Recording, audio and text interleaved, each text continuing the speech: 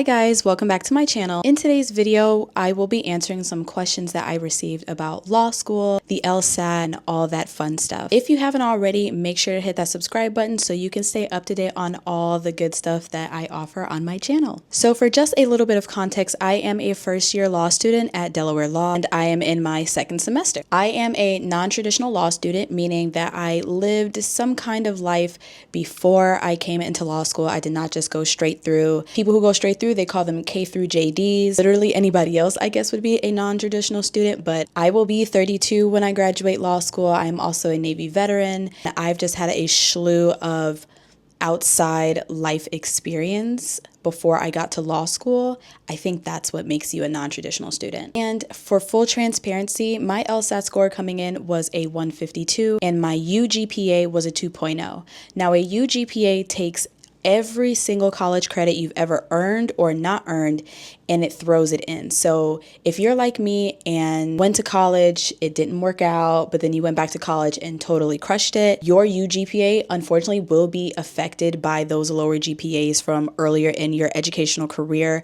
I know that's so unfortunate because especially if you were like me, when I went to college my first time around, I was 18. I thought that I was ready for the world and I wasn't.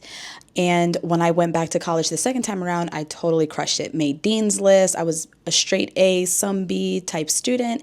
But, you know, the cookie crumbled how it wanted to, and we're here now. That's all that matters. So I know those aren't the most impressive stats, but guess where I still am?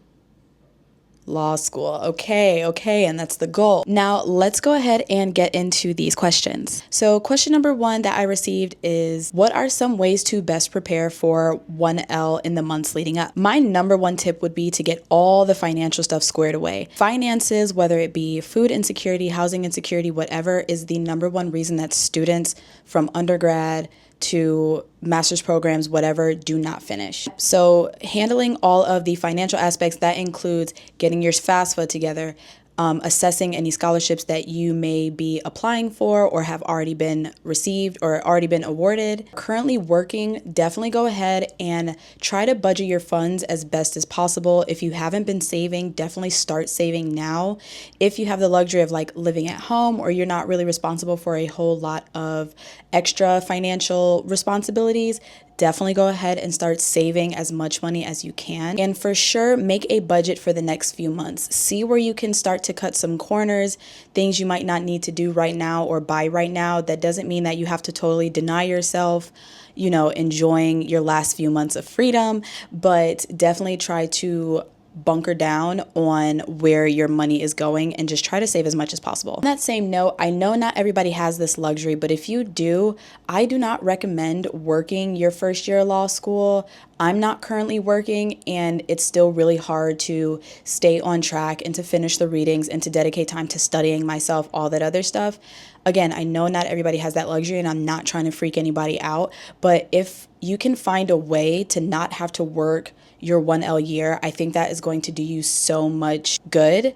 I spoke with a 3L who did work their first year of law school, and she told me that she definitely thinks that that is the difference between like an A student and a B student, is how much time you're able to just solely focus on your studies. So that's just a little tidbit. So along with the financial aspect is finding housing. I started scouting areas and apartments, I want to say in like May. I had to move all the way from Oregon to the East Coast for law school. So, and I don't like to do anything last minute because it just tweaks my anxiety. So I started looking really far in advance, and my law school did have like a housing portal that showed you some common apartment buildings or areas that either students from the undergrad campus or law students lived in. But a lot of them were out of my price range or they did not have the amenities that I wanted, and I was aiming to live as comfortably as possible. The last thing I want to worry about is like where I'm living. But finding housing early at least gives you a ballpark on how much to set aside or to budget for housing each month. My school is one of the few law schools that offers on-campus housing. I think that's amazing for people that need it or for people that are just wanting to live closer to campus. I think that's fantastic. I know not every law school offers that.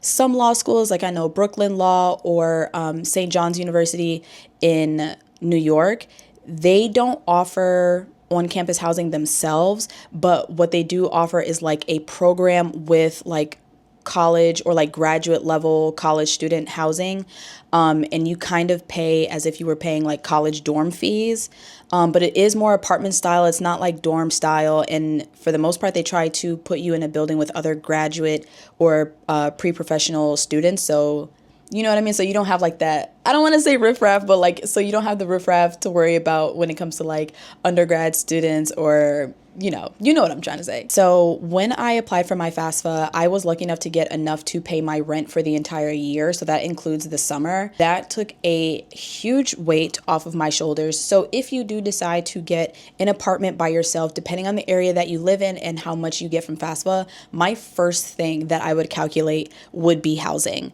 Again, just knowing that you have a solid place to live, I feel like takes a lot of pressure off your shoulders. And that's the last thing that you want to be worrying about when it comes to being in law school is where you're going to lay your head. Is it safe? Are you happy? Are you comfortable? After your finances, relax. Enjoy your summer. Spend time with your friends. Spend time with your family. Take a trip. Go to some concerts. Ball out. Do not try to be, this is my personal opinion, do not try to be that student that's like, oh, I'm going to start reading like legal books or things of that nature. If that's the type of person that you actually are, I'm not telling you to change who you are. Like, totally go ahead and do that. However, the amount of time that law school will take up from day one, not even day one, the week before classes started, my school released first week assignments, and there was 200 plus pages of reading. Coming from undergrad, if you might be a little bit younger, so you're not used to your workload being that heavy, it may come as a shock, but your first week assignments already is going to take up that entire week, especially when it comes to reading, briefing, and having your notes all prepared and ready to go for the first day of classes. If your professors are anything like mine, the first day of classes, they will be ready to go. Like from day one, my torts professor was like, okay, I'm Professor so-and-so. This is how I like to run my class. Bet, let's get into, and then immediately started launching in. So do not spend your summer, again, my personal recommendation, do not spend your summer trying to like jump the gun. There will be plenty of time for you to get ahead later where you can like simmer down, enjoy your time, enjoy your summer. Go to rooftop lounge, get you a mimosa, go to the beach. You know what I'm saying? Like live your best life this summer. If there was ever a summer for you to live your best life, it's literally the one leading up to the fall semester of your 1L year. Now, the closer that you get to orientation, the first week of law school, definitely start to order your books, like your supplies. I will be making another video on my recommended supplies. Obviously you're gonna need like a laptop and things of that nature, but there are some, I guess, like niche type things. I don't know. There are some niche things that I bought for myself that I think have made studying and everything else so much easier. But definitely start to get all that in order, like make sure all of your records are straight, make sure that you have it, set it up for your transcripts to be transferred. And again, like scholarship money, FAFSA money, like stay on top of all of that. Also, try to make a rough draft of like your ideal daily schedule. I personally use ChatGPT, and ChatGPT gave me the best schedule. Do I always follow it every single day? Not precisely. I set it up so that I had enough wiggle room, but I wanted to go in with a set schedule at least early so that I could try it, and then I wouldn't be halfway through the semester trying to figure out like a new routine. Like I will have already figured out what works for me and what don't work for me. During orientation or before orientation, they made us do like this curriculum on how to prepare for 1L year. And one of them was making a schedule. And one of the things that it highlighted was the fact that you get 168 hours in a week. You need 8 hours a day to sleep, ideally. Like, let's just go if this was a perfect world. You need 8 hours a day to sleep. You are taking 16 credits. They advise you to study 4 hours per credit. So that's 64 hours of studying, I think. By the time all of that is over, you're left with 80 hours. You need to leave at least 1 hour a day for yourself. You have to not necessarily schedule time to eat, but set aside time to make sure that you are eating. Set aside time for your family, your friends. If you go to church, any extracurriculars, volunteering, anything like that. So those last 80 hours really dwindle down. And I like to use a zero-based budget when I'm doing my finances, which basically means that like if I make X amount of dollars a month, it doesn't matter that after I do my budget, I have $0 left over. That means that every single penny is assigned to something. It has a purpose. So same thing with your daily schedule. If you have 168 hours in a week, once you get done budgeting your hours, you should have 0 hours left. Even if so, and I know that may worry some people when you hear me say it like that, but what I mean is, again, every hour should be dedicated to something, even if it's hours dedicated to yourself or hours dedicated to you going to church, or if you like to work out, like I work out just about every single day and I have hours dedicated to that. You know what I mean? So I typed that into ChatGPT. I said, listen, there's 168 hours in a week. This is how many credit hours I'm taking. This is how many hours per credit hour they suggest that I study. I work out. This is how long my workouts are on average. This is how much I want to sleep. This is how much sleep I want to get. Pop me out an ideal schedule. And I even added the fact that I am kind of an early bird. And so it popped me out the most perfect schedule. That just worked really well for me. How I've been doing it has been working really well for me. There's definitely room for improvement, especially in between last semester and this semester. That is my advice as far as making your schedule, but definitely try to do that at least the month prior to starting law school. And the reason why I say that is because if you live your best life this summer, your sleep schedule might be off, your eating schedule might be off, all that good stuff. And like the last 3 weeks that you have to yourself, I highly recommend getting on that sleep schedule, that wake schedule. And, you know, obviously without the classes, just try to get into the routine of doing your routine so that your body is not all of a sudden just thrown into this new pattern of like daily living, because that's going to be a rough adjustment. Another question that I received is how you should negotiate with schools when it comes to scholarships. Now, unfortunately, I don't have too much information on this. The only thing that I will say is the worst that they can say is no, especially if it's a school that you really want to go to. I would just reach out to the financial aid office and ask if you can negotiate your scholarship, and obviously come with like a really good reason.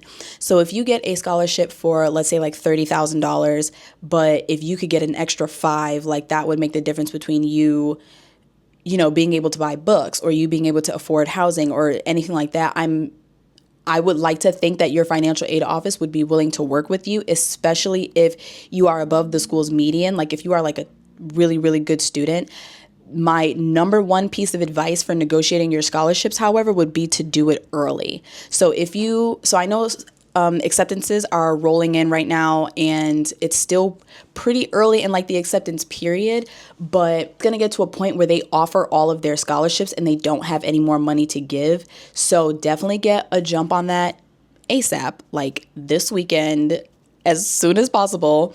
And if they say no, they say no, and at least like you know where you stand and you know what you can work with. Now, I don't want anybody thinking that if you ask your school for like an increase in your scholarships and they say no, that means that they don't value you as a student. Again, it's all about timing, the type of school that you go to. Like they might have already allocated all of the funds that they have, and that's just that for that year. You can always negotiate your scholarship for next year. So somebody else asked, what is the biggest positive thing that has shocked me about law school? And I will say, like, for my school specifically, I completely expected my professors to be rude and mean and nasty and just like very cutthroat. You know what I mean? Like I expected that typical, or I guess like the stereotypical law school professor.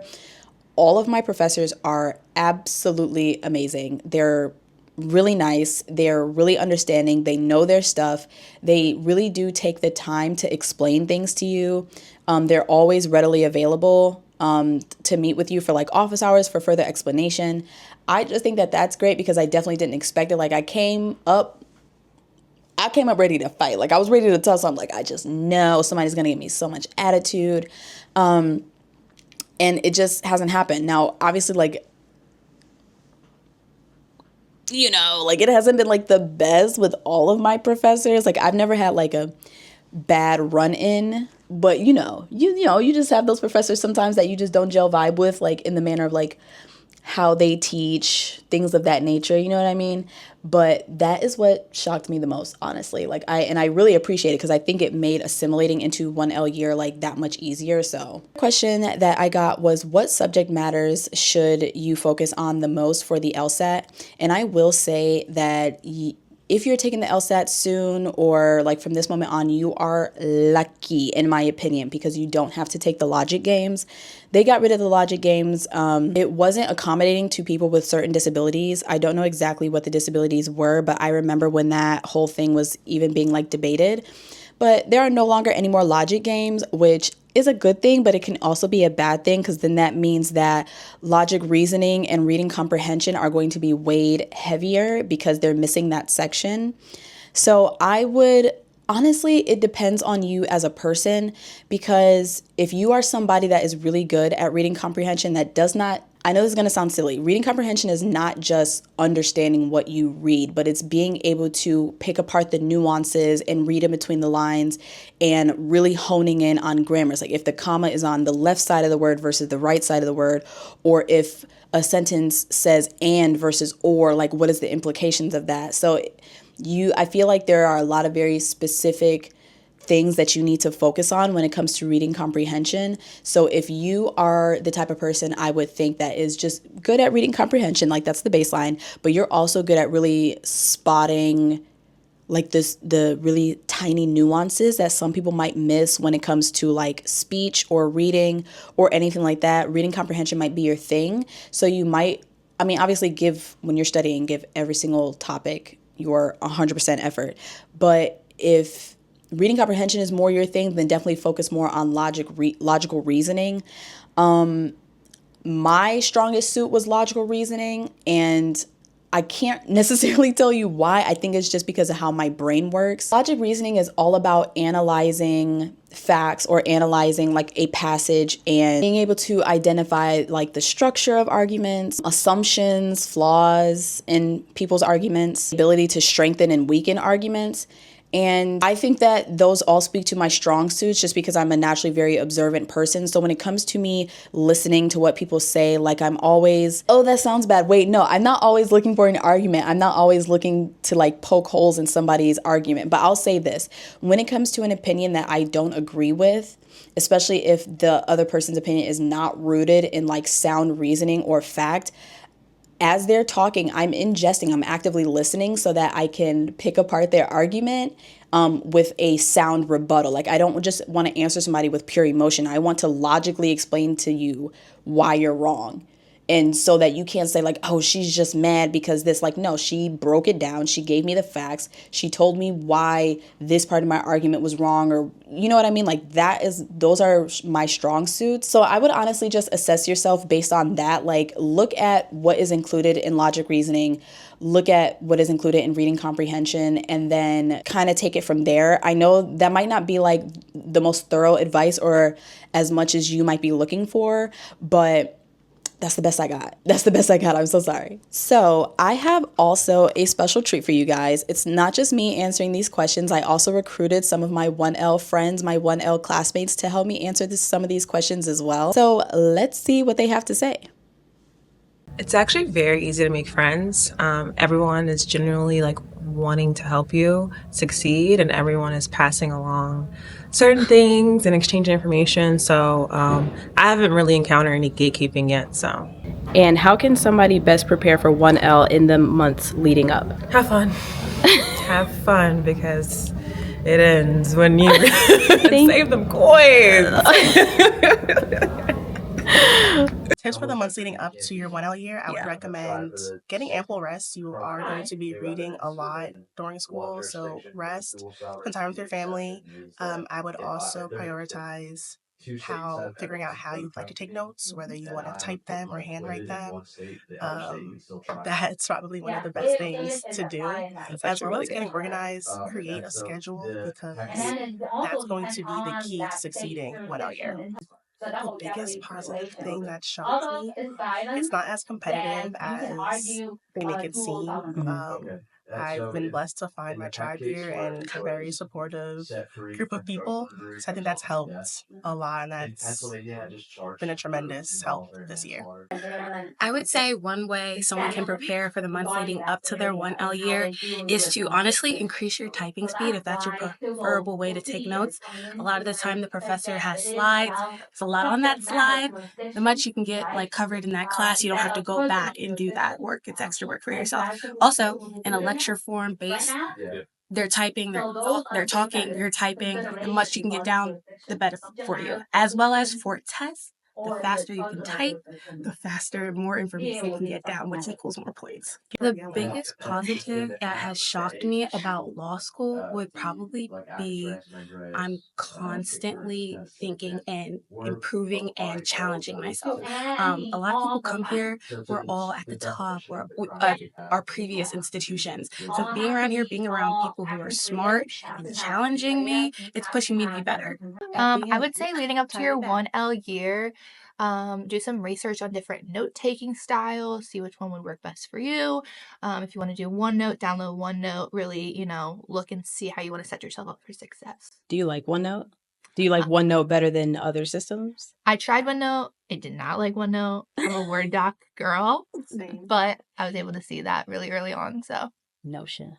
Say that once you get in a routine, it's really easy to stay in a routine, and it really helps you succeed in class and social life. And that is all that I have for you guys today. Thank you so much for tuning in. Thank you to everybody that submitted their questions, and a big shout out to my fellow 1Ls at Delaware Law that helped me answer these questions today. If you have any more that I did not answer, feel free to drop them in the comments and maybe I can make a follow-up video. As always, if you liked this video, a like and a subscribe is so greatly appreciated.